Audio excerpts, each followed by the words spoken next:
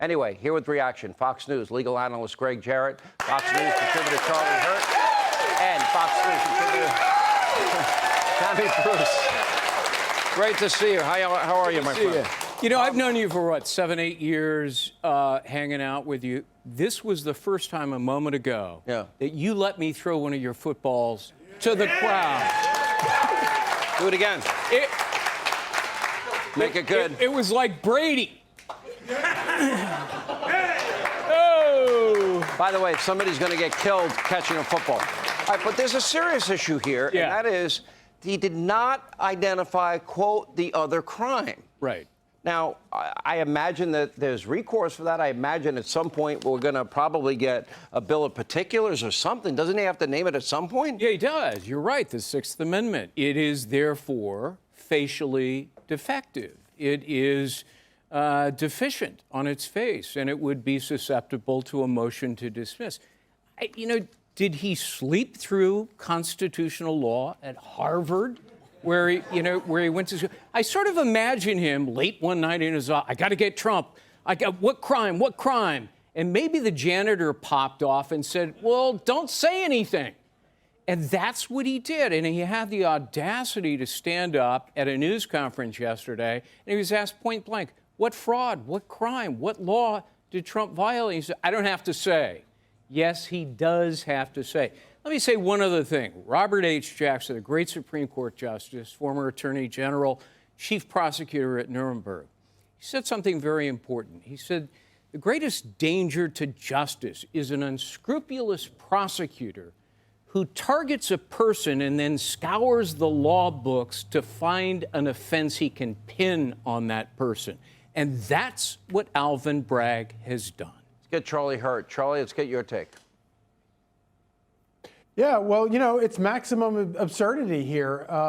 You have a situation where, according to Alvin Bragg, Donald Trump faces 136 years in prison, which, of course, is more than Bernie Madoff served for his crimes. But I have to say, what I think is kind of interesting about it is when I don't think that this is going to be the only indictment that Donald Trump faces. I would not be surprised if he doesn't face 2 or 3 more indictments before the election. What I love about this is such a circus. It's so absurd. It's so ridiculous.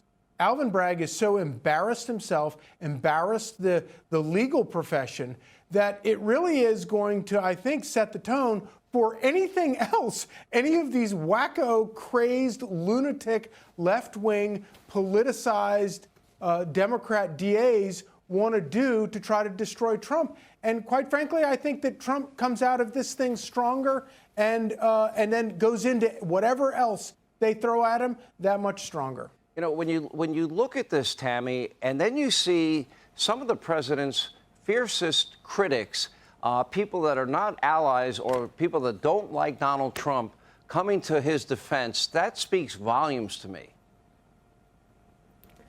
It does, and it should. Even they recognize what this means about the country, but they should have seen it. I contend that this sort of willingness started with the FBI and the Russia dossier. The moment the federal law enforcement got away with moving forward a fake document that they knew really wasn't verified, lied to the FISA court, and really no one paid any price for that, that's when this legal system became weaponized against Donald Trump in particular. Certainly, we know that often it's weaponized against the average American, and that's why we need legal reform. So this is not a surprise. It is the natural next step, considering what we saw at the federal level with Donald Trump.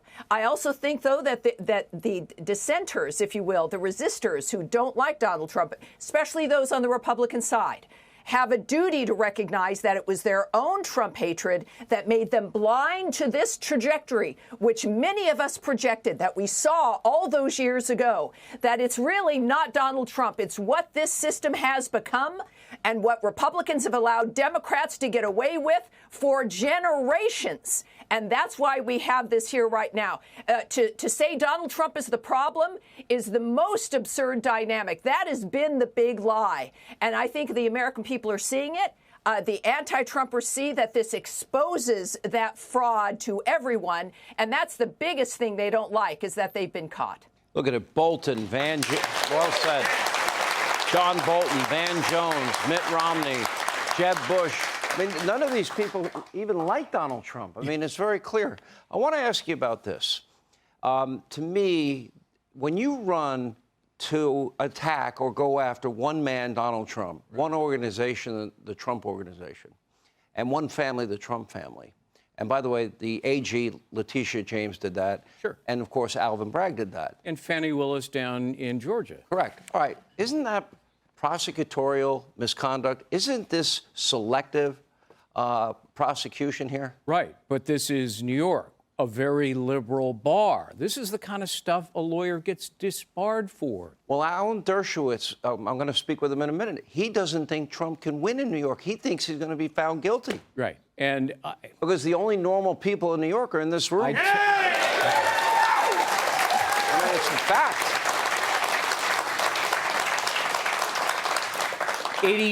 85% of the people in this district voted against Donald Trump. And those are the people that will comprise the jury pool. So on top of that, you've got a biased judge. And so the deck is stacked. The fix is in. And, my objection to this judge in particular, forget about his politics and the way he has always ruled against Trump in other Trump-related cases. This is a judge who presided over the grand jury. He watched what was unfolding. He saw the indictment as it was being drawn up.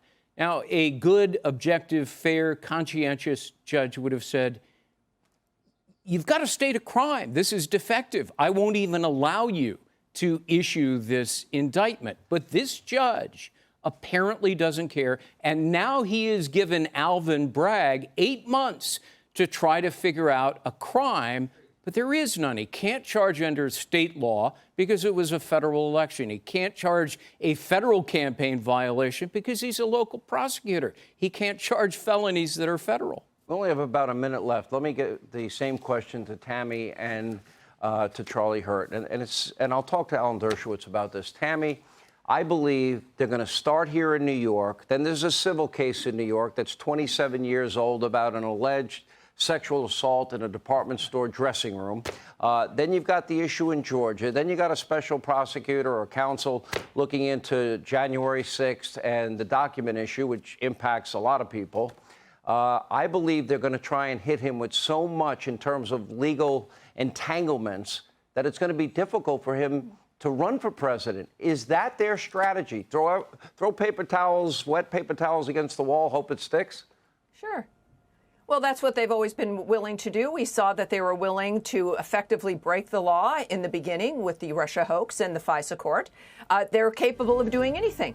They are panicked over Donald Trump. And the fact is that it is interestingly making him stronger. And I think when the Democrats see the polls go up, some of these things may be mitigated, but it's overkill. And they just never know when to stop. The American people have got to be in charge of this and can't let this continue in this fashion by showing their support for this man. All right, you get the last word. Go ahead, Charlie. Well, just don't forget these people are the same people who hired 187,000 IRS agents, and they're not all going after Donald Trump. They're all going after you, so they have to be stopped. Charlie Hurt. Great. Tammy, thank you. Greg, thank you.